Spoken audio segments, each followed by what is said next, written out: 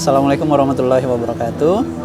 Eh, Perkenalkan, nama saya Guntur, atau nama lengkapnya itu Muhammad Guntur.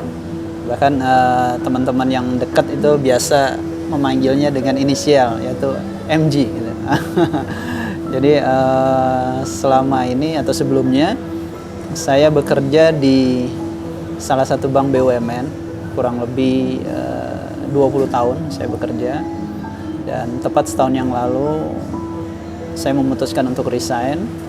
Jadi untuk saat ini aktivitas saya adalah mencoba untuk berwirausaha, di mana saya dan istri di rumah memproduksi sebuah produk yaitu kue brownies yang dipadukan dengan puding, dan kita beri nama brownies puding Nyonya MG. Jadi tetap mengambil inisial nama saya. Ya, bermula dari hobi ya. Jadi saya dan saudara-saudara itu kalau lebaran itu kan ngumpul keluarga. Kemudian selang 3-4 hari kita touring gitu. Touring ke daerah-daerah tertentu ya, ke selatan terutama ya, daerah Ciwidey, Pangalengan, bahkan sampai daerah Rancabuaya ya, Pangandaran, sampai ke Sawarna waktu itu udah pernah ya. Nah, itu kita lakukan hampir tiap tahun. Kurang lebih dimulai dari tahun 2014 sampai 2015 sampai dengan hari ini. Nah, berjalannya waktu terpikir oleh saya dan juga saudara yang pada saat itu sama-sama touring. Kita kan sering mampir tuh istirahat, mampir di masjid atau musola. Kita lihat kadang-kadang masjid atau musolanya ini kotor. Bahkan kita lihat mushaf Al-Qur'annya juga kadang-kadang sudah usang ya, sudah ada yang lapuk dan sebagainya. Nah, timbullah suatu ide gitu. Akhirnya saya sama saudara diskusi bagaimana kalau kegiatan touring kita ini ada nilai plusnya. Ada nilai plusnya gitu ya. Jadi nggak sekedar fun aja gitu, tapi ada nilai plus, yaitu nilai ibadahnya. Apakah kita bersih-bersih atau mungkin kita menyisihkan sebagian rezeki untuk membeli mushaf Al-Quran, kemudian kita sumbangkan, yaitu kita wakafkan. Dan karena pada saat itu saya masih bekerja, sehingga kegiatan touring itu hanya saya lakukan pada saat hari-hari libur.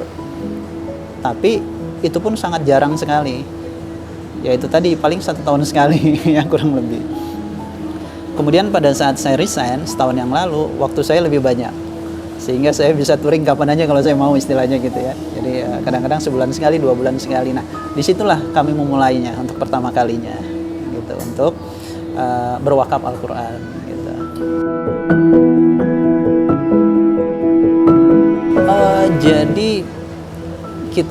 Jadi tiap subuh kita sedekah subuh. Sedekah subuh. Jadi seperti saya dengar ceramahnya Ustadz Syekh Ali Jaber almarhum, bahwa keutamaan sedekah subuh itu kan luar biasa ya. Nah, kita simpan di dalam sebuah kenceleng, kita kumpulkan untuk jangka waktu tertentu, kita buka. Nah, hasil yang terkumpul dari sedekah subuh itulah kita belikan Al-Quran. Itu kita belikan Al-Quran untuk kita wakafkan. Jadi memang dari awal kita sudah langsung wakafnya wakaf Al-Quran.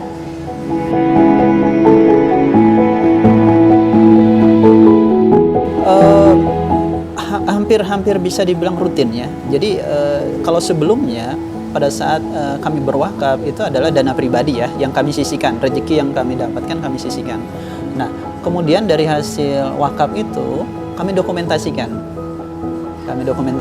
dan kami share di grup-grup keluarga, grup WhatsApp keluarga, dan juga teman-teman, bahkan di FB juga saya share gitu.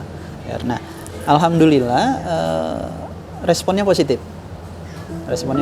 Dari situ ada beberapa teman yang langsung kontak sama saya, Pak Guntur, saya mau dong ikutan wakaf Quran, tapi saya nggak bisa ikut touring ya. Ya nggak masalah, saya bilang. Gimana caranya? Boleh, mau langsung fisik Al-Qurannya, ataupun nanti nitip uangnya, nanti kita belikan Al-Qurannya. Jadi selama ini kebanyakan sih memang transfer ya, mereka transfer dan saya belikan langsung Al-Quran, dan kwitansinya nanti kita pokoknya terbuka lah semuanya, tidak ada yang ini. kita sampaikan kembali, nominalnya sekian, dapatnya berapa banyak, dan nanti pada saat kita wakafkan, kita sampaikan bahwa ini adalah wakaf atas nama si A, si B, dan si C gitu.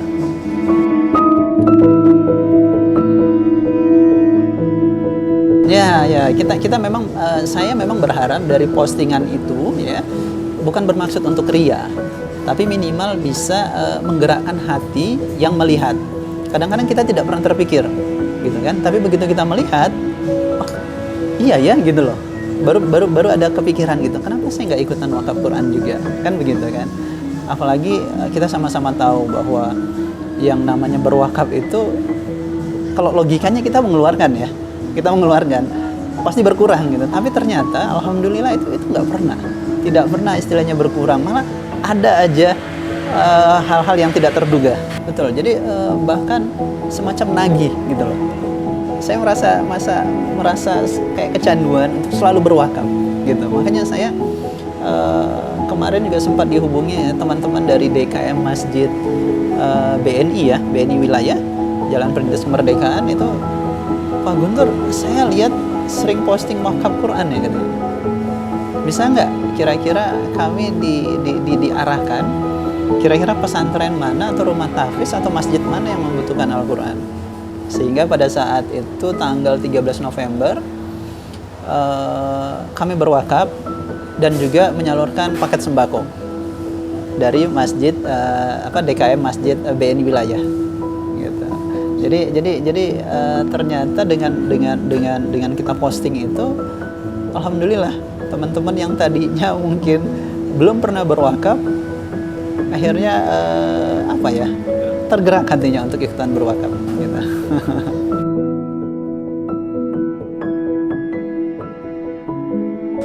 Ya, salah satunya saya pernah baca bukunya almarhum Syekh Ali Jaber ya. Dikatakan bahwa saya agak lupa tapi garis besarnya begini.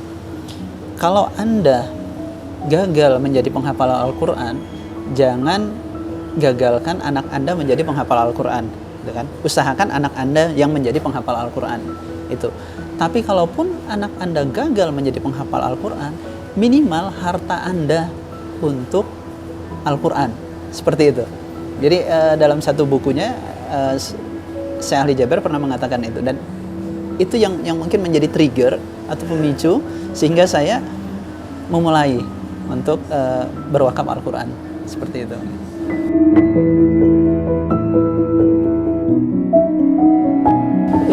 Ya, yang saya rasakan itu ada semacam kepuasan tersendiri ya, mungkin ketenangan batin gitu ya, kepuasan walaupun mungkin nominalnya tidak seberapa gitu, dan itu membuat saya semacam terus ingin mengulang lagi gitu, semakin banyak lagi ingin berwakaf Al-Quran. Karena itu tadi ada kepuasan tersendiri yang saya rasakan gitu. Saya merasa senang, merasa bahagia melihat orang lain juga terbantu gitu ya, walaupun hanya dengan satu mushaf Al-Quran seperti itu. Gitu.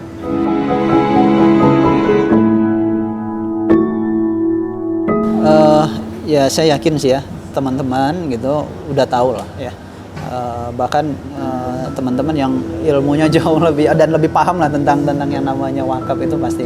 Tapi begini, kalau saya boleh sampaikan bahwa kita hidup di dunia ini hanya sementara gitu. Jadi perlu kita memikirkan kehidupan yang akan datang, yaitu akhirat. Itu berlomba-lomba lah kita dalam berbuat kebaikan. Saya kebetulan dan saudara-saudara yang sering touring kemarin itu terinspirasi untuk berwakaf Quran. Walaupun sebenarnya wakaf itu tidak hanya dalam bentuk Al-Quran, banyak bentuk ya, bisa berbagai macam bentuk wakaf gitu kan. Tapi kebetulan saya memang saat ini fokusnya wakaf Al-Quran. Tapi tidak menutup kemungkinan apabila ada teman-teman yang saya nyumbang untuk sembako gitu kan, saya nyumbang misalnya untuk beli sarung misalnya atau mukena dan lain sebagainya, tidak masalah gitu.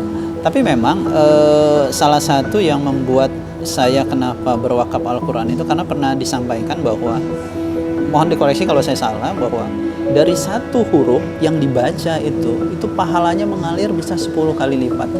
Itu hanya satu huruf, ya kan? Sementara berapa banyak huruf yang ada di dalam Al-Quran, dibaca sama yang bersangkutan, kemudian diajarkan lagi gitu kan, itu kan mengalir, efek dominonya luar biasa. Jadi saya pikir ya ini adalah investasi terbaik kita untuk kehidupan akhirat nanti gitu. Jadi kenapa kita tidak mulai dari sekarang gitu ya, karena kita tidak pernah tahu umur kita sampai kapan gitu.